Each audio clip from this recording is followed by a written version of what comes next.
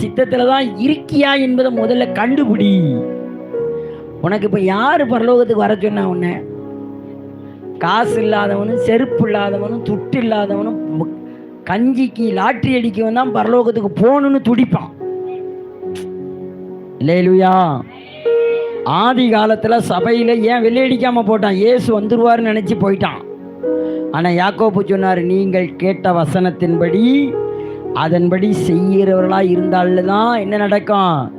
வருவார். உங்களை ஒருவர் என்ன பண்ணாதீங்க, வஞ்சித்துக்கிடாதீங்கன்னாரு. பேதுரு சொல்றாரு, அவர் ஏன் தாமதமாக இருக்கிறார்? அவருடைய வாக்குத்தத்தம் இன்னும் உன் மேல நிறைவேறலையே. நிறைவேறாம இருக்கும்போது அவர் இன்னும் என்னமா இருக்கிறாரு?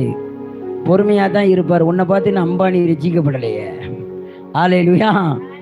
அப்ப நீ சரியா ஆனாதான் எல்லாரும் உன் கூட வந்து சேர்ந்தா தான் முதல்ல என்ன பண்ணுவோம்? ராஜ்யம் வரும். என்னது? பரலோக ராஜ்யம் ஏற்கனவே வந்துட்டு, இது தெரியாம நம்ம பரலோகத்துக்கு போகணும் கிடந்து குதிக்கிற. அல்லேலூயா. அதுல தேவனுடைய சித்தம் என்ன என்பதை கண்டுபிடியுங்கள். கண்டுபிடிக்க தெரிஞ்சவன் மட்டும்தான் அந்த புருஷனோட வாழ முடியும், அந்த தகப்பனோட வாழ முடியும், அந்த தாயோட வாழ முடியும், அந்த நண்பனோட வாழ முடியும். அப்படிதானே? அவன் குணத்தை அறியாம அந்த புருஷன் கூட போக முடியாது, அந்த மணவாளன் கூட வாழ முடியாது. நம்ம ஆண்டவரை நீ மணவாளனா நினைச்சனா அவர் மணவாளன், தகப்பனா நினைச்சா அவர் தகப்பன், நண்பனாய் நினைத்தால் அவர் உனக்கு நண்பன், தாயாய் நினைத்தால் அவர் உனக்கு தாய், உறவாய் நினைத்தால் அவர் உனக்கு உறவு. அல்லேலூயா, அல்லேலூயா. அப்ப தாய்க்கு தாரமாய் நீ நினைத்தால் அவர் உனக்கு தாரமாக கூட இருப்பார். ஆமென். அப்போ இவர் எப்படிப்பட்டவரா இருக்கிறாரு?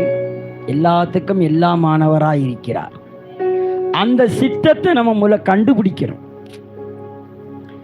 கர்த்தருக்கு பயப்படுதல் என்பது சாதாரணம் கிடையாது. பயம் வேற, மரியாதை வேற. அவன் பெரிய ரவுடியா இருக்கலாம், ஆனா ஒரு காலத்துல அவன் என்கிட்ட ஏதாச்சும் படிச்சிருந்திருக்கலாம். ஆனா அவன் எந்திரிச்சு என்ன பண்ணுவான்?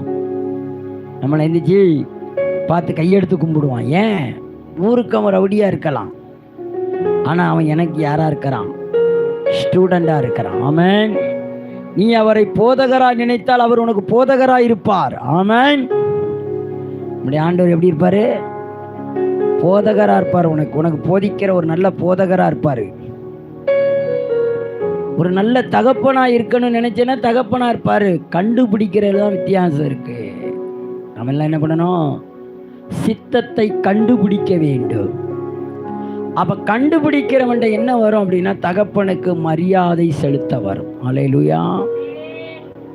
அப்ப கனப்படுத்துதல், என்னப்படுத்துதல்? தேவனை கனப்படுத்தணும், அவருடைய வார்த்தையை கனப்படுத்தணும், அவருடைய ஊழியர்களை கனப்படுத்தணும், அவர்கள் பரிசுத்தவான்களா இருக்கிறவர்களை கனப்படுத்த வேண்டும், நீதிமான்களை கனப்படுத்த வேண்டும். அப்ப ஒருவருக்கொருவர் என்ன பண்ண வேண்டும்? கனம் பண்ணுவதிலே முந்திக் கொள்ள வேண்டும். அப்ப சித்தத்தை கண்டுபிடித்தவன் மட்டும்தான் இப்படி செய்வான். சித்தத்தை கண்டுபிடிக்க தெரியாதவன் என்ன பண்ண மாட்டான்? வாய்க்கு வந்ததெல்லாம் பேசிட்டு அலைவான். ஊழியக்காரனை பத்தி, ஊழியக்காரிய பத்தி.